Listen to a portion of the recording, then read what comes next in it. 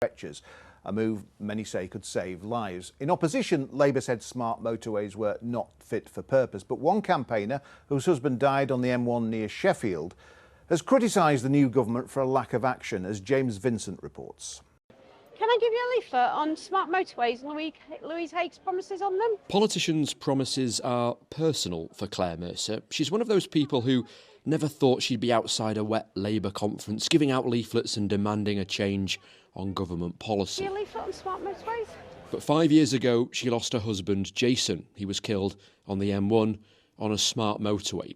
Since then, Claire's been trying to get them scrapped, asking campaigners in this year's general election to sign up to get rid of them. We always knew this was going to be an election year, and I wanted to get across the message to the candidates of the strength of feeling of the public on smart motorways. And Claire thought she'd got a high-profile name on that list of supporters. She clearly says in this that she believes that smart motorways are unfit for purpose, not safe, and should be scrapped immediately.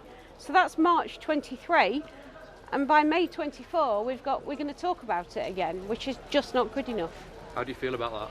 It's just more people are dying. She's now the one that can make that happen, but now she's saying another review will do. We're just paying a lot of people to sit round talking while people die.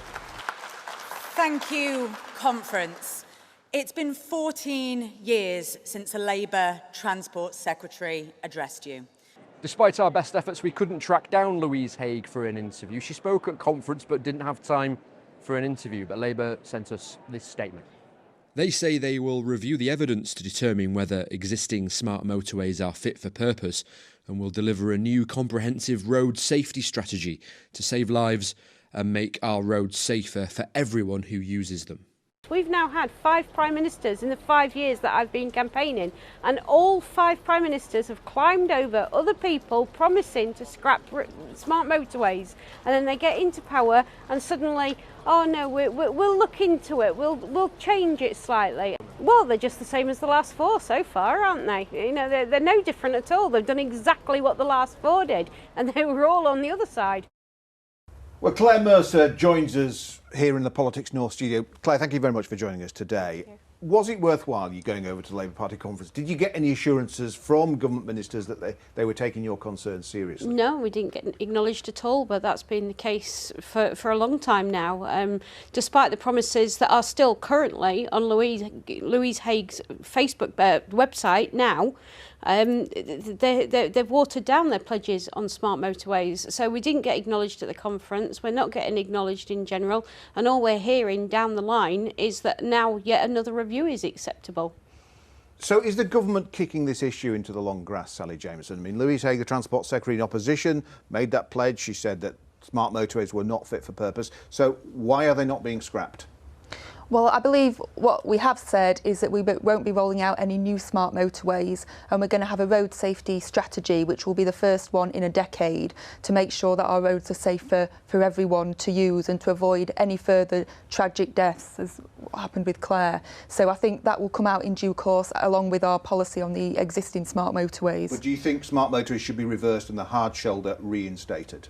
Well, I think once the strategies come out, that will determine what needs to happen going forward. But for now, there'll be no new ones introduced. Is that enough for you, Claire? No. Smart motorways have been sneaking in for 16 years.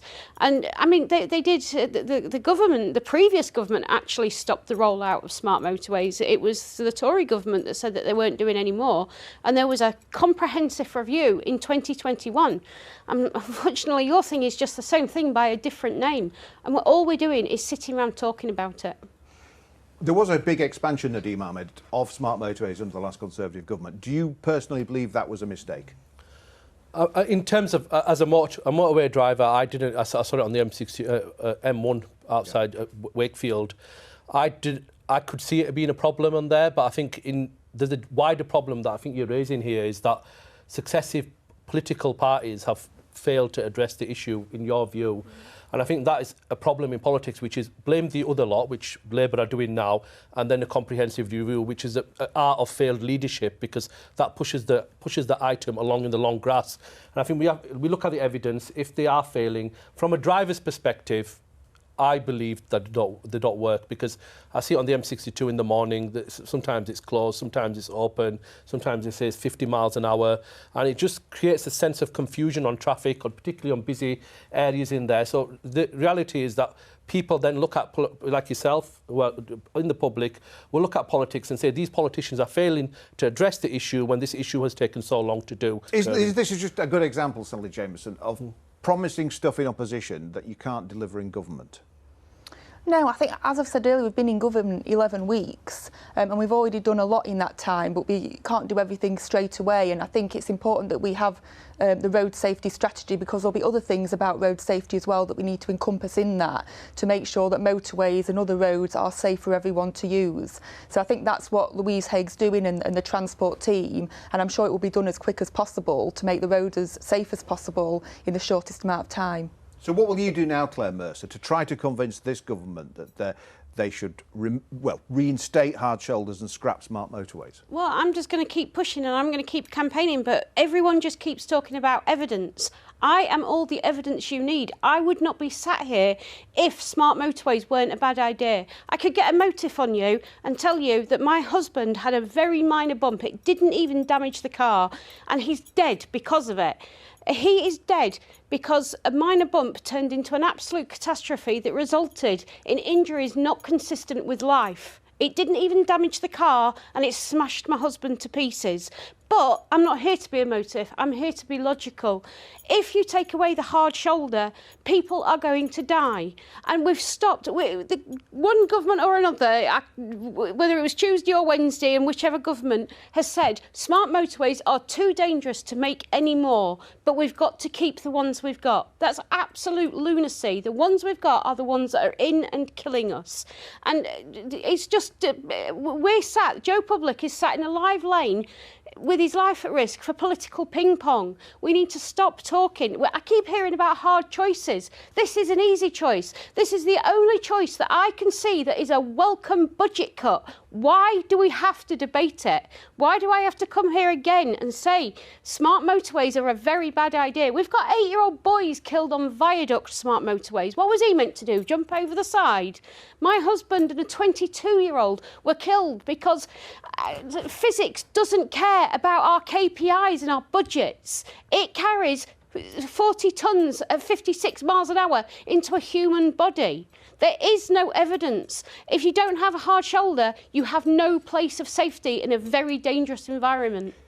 Claire, thank you for joining us today on Politics North. Well, we had a big response to our discussion last week on the early release of some prisoners. This week, one father from Huddersfield got in touch with Lucknow